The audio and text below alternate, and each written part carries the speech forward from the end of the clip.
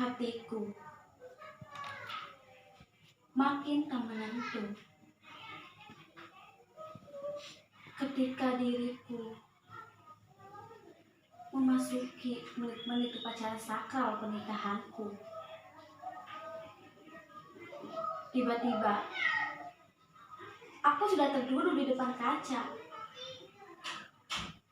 tak mampu hentikan jemari rias pengantin yang dengan leluasa memoleskan bubuk halus warna-warni di wajahku yang pias.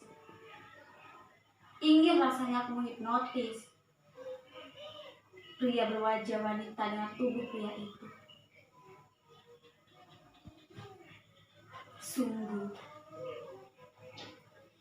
setengah-setengah aku menginginkan ini terjadi pada diriku. Tak pernah kusangka aku akan menghadapi resepsi yang kurencanakan, namun aku kehendaki.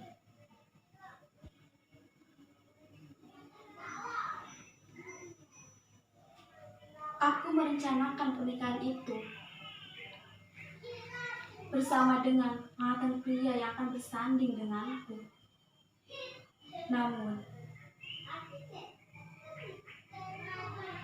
aku menghendaki pengantin pria itu kekasihku yang memujaku seumur hidupnya, bukan pria itu.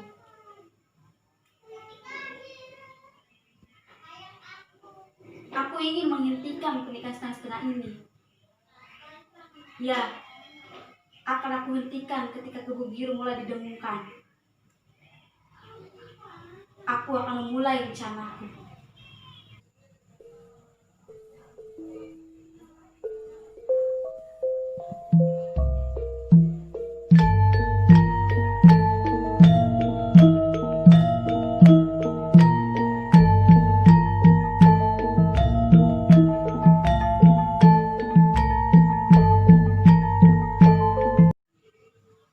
Rupanya,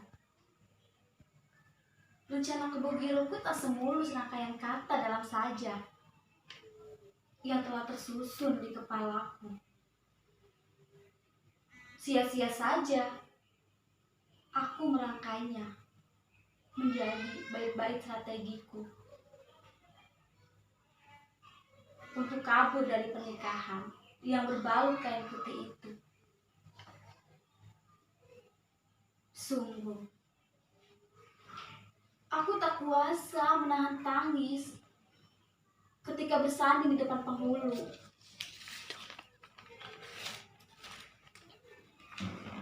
Tangis derita, bukan bahagia.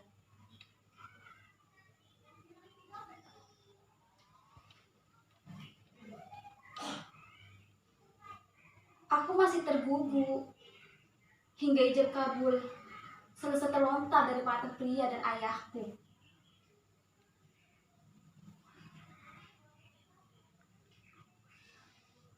Ada bisik di sela-sela bibir para tamu undangan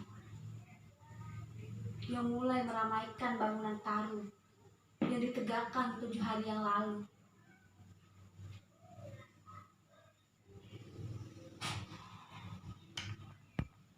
Mereka mengucapkan tentang penilaian ekspresi kesedihanku, layaknya kebahagiaan para pengantin-pengantin perempuan dengan pernikahan mereka. Terlalu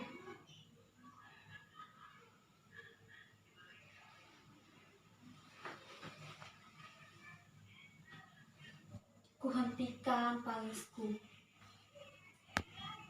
ketika tubuhku bersanding di kursi pelaminan untuk dipertontonkan pada tamu undangan.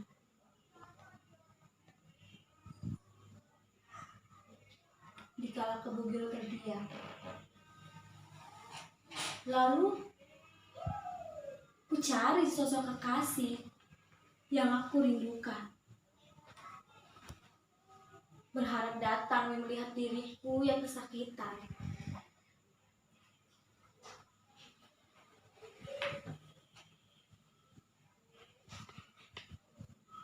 kunyanyikan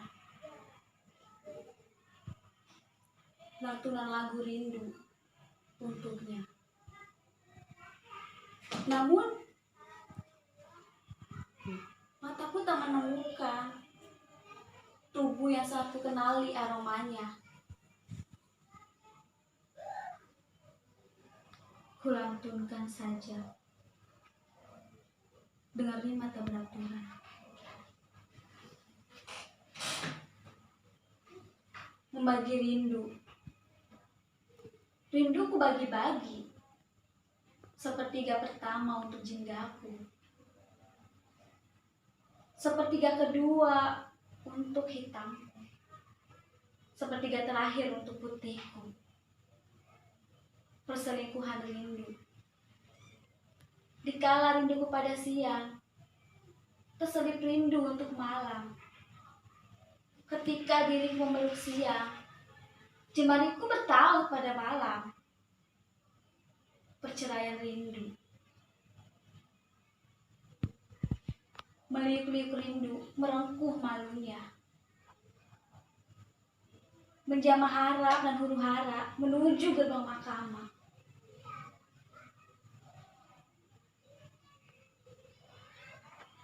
Memecah duri dan membagi. Sekejap, rindu kayak bak hidup yang tergilas waktu. Nyanyian rindu. Membagi, berselingkuh, lalu bercerai. Membentuk lirik untuk melantunkan lagu. Mengeja nyanyian dan rindu. Pilu dan rindu. Menyayat bait yang terkait sembilu.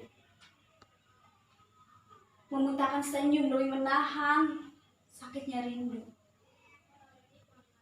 Hantarkan nyanyian pada rindu yang terbujur kaku.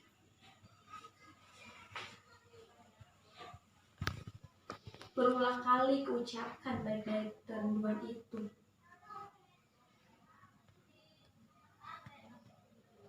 Seperti seorang pawang hujan yang komat kamit merapal mantra. Menggusur hujan ketika macam gelar pernikahan telah berlangsung. Aku melafalnya dalam getar bibir yang tak kunjung diam. Ingatanku terus merangkai gerakan-gerakan saja yang sedari tadi menari-nari di kepalaku. Bukan mengingat siapa saja tamu dan yang hadir.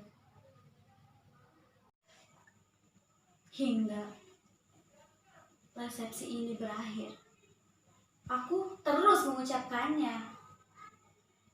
Sajak itu menjadi pengikat hatiku,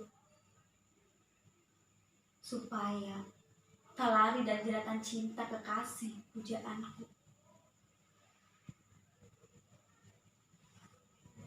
Meninggalkan hatinya yang telah membiru, setelah tubuhnya kulantarkan demi pernikahan ini.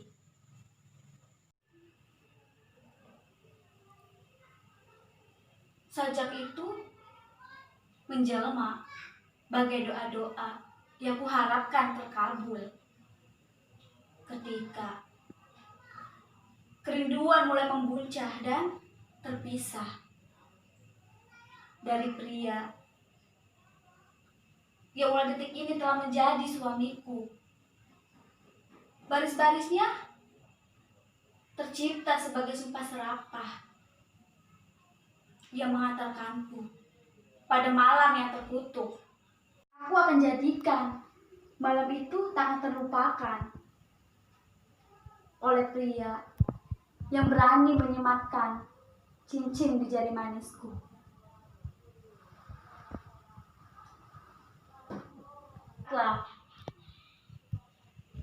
Sajak kutukan sang perawan itu mulai mengecambah, diselaput-selaput dalam otakku.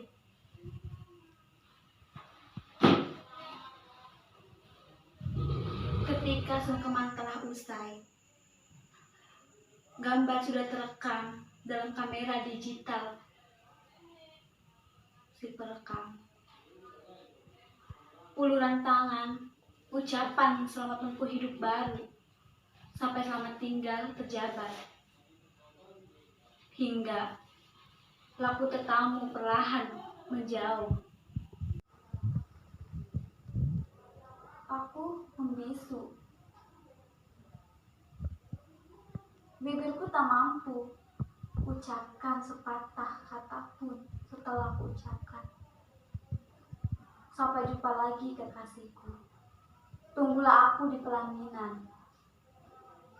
Tubuhku digiring oleh ayahku ke peraduan.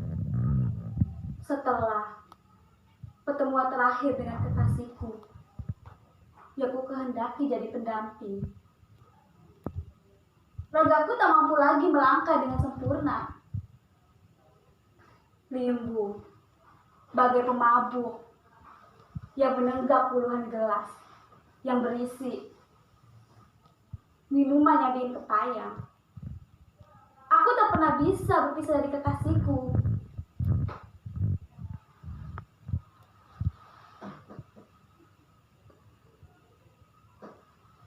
Sampailah aku pada peraduan. Kucengkram tangan ayah kuat-kuat agar tak meninggalkanku berdua dengan seorang pria yang telah menjadi suamiku. Tetapi ayah menepisnya dengan tenaga 2 kali lipat dari yang kumiliki. Aku tak kuasa. Dengan lembut, suamiku membelai rambut kepalaku. Kurasakan bagai api sumbu kompor yang pernah mampir di telapak tanganku. Hatiku meronta, menolak malam yang selalu dambakan para mempelai.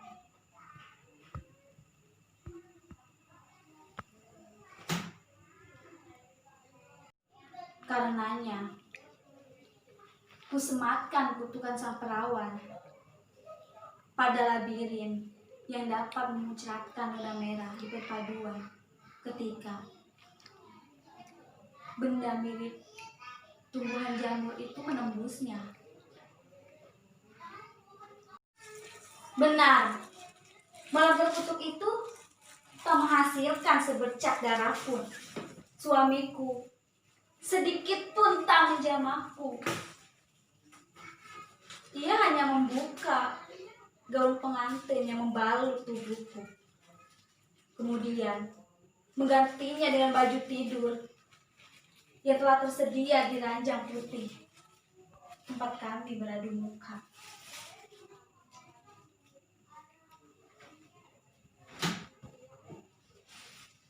Lalu ia bercerita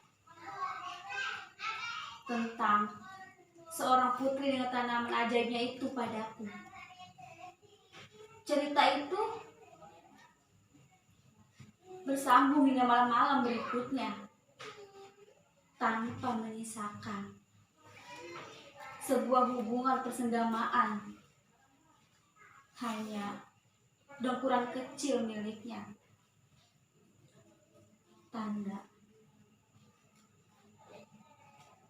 hari betapa telah membuatnya lelah.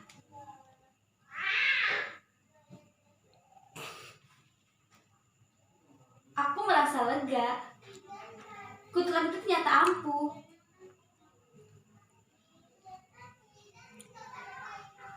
Suatu malam,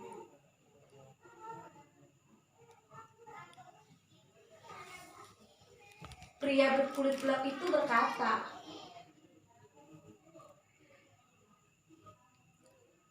"Hari ini libur. Besok malam aku akan mengakhiri ceritaku. Kau akan terbebas. Terima kasih telah mendengar ceritaku." Iya, aku akan menunggu akhir cerita itu. Kunantikan hari itu.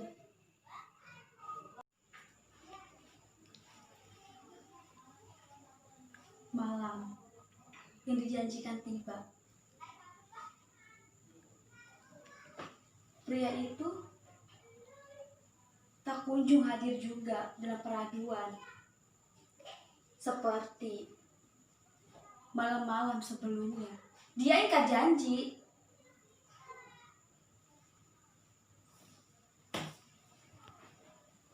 Begitu pula malam-malam berikutnya.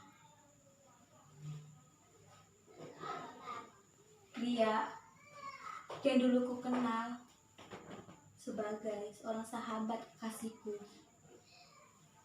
tak juga menampakkan raut wajahnya yang penuh senyum itu. Ku ketahui belakangan ia tergeletak di sebuah kamar bercat biru yang penuh dengan alat-alat pemompas sisa hidupnya. Kanker otak telah membuatnya tak mampu mengakhiri cerita seorang putri dengan tanaman ajaibnya itu kepadaku. Ada titik iba di hatiku, walaupun dia telah menghancurkan masa depanku dengan menjadi pendamping hidupku.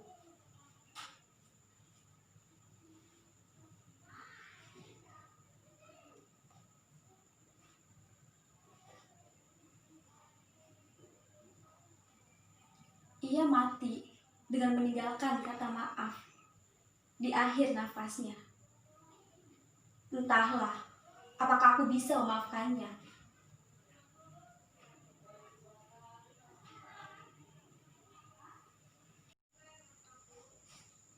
Kuhantarkan tubuh pria yang telah menemaniku lebih dari 100 malam itu, peraduannya yang terakhir.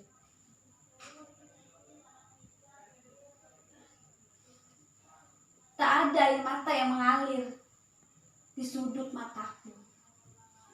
Yang ada hanya senyum yang menyongsong pertemuan dengan kekasihku. Pertemuan yang kujanjikan padanya. Usai pemakaman, aku langsung menuju rumah mungil yang terletak di ujung jalan yang sedang kulewati. Kutemukan ibu kekasihku menyambut dengan ekspresi wajah yang terkejut. Aku bertanya,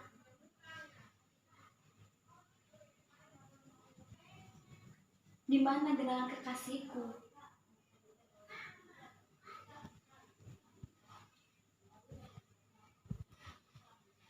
Apa Nasarinda tahu? Bagas sudah meninggal. Bagas kecelakaan seminggu sebelum perayaan pernikahan. Dalam Bunda cerita ya.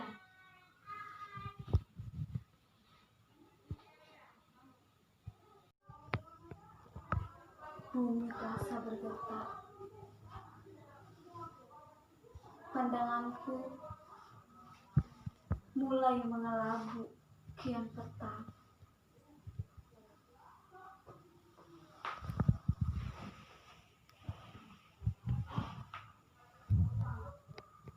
Sajak-sajak kematian telah menggelayut di kepala, menggantikan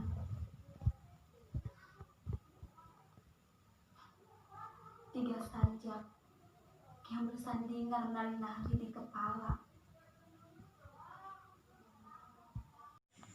Amanat yang diambil dari drama monolog yang telah ditayangkan tadi, hargailah seseorang yang sedang bersama kita saat ini, walaupun kita tidak menginginkannya, dan sebelum orang itu pergi meninggalkan kita untuk selama-lamanya.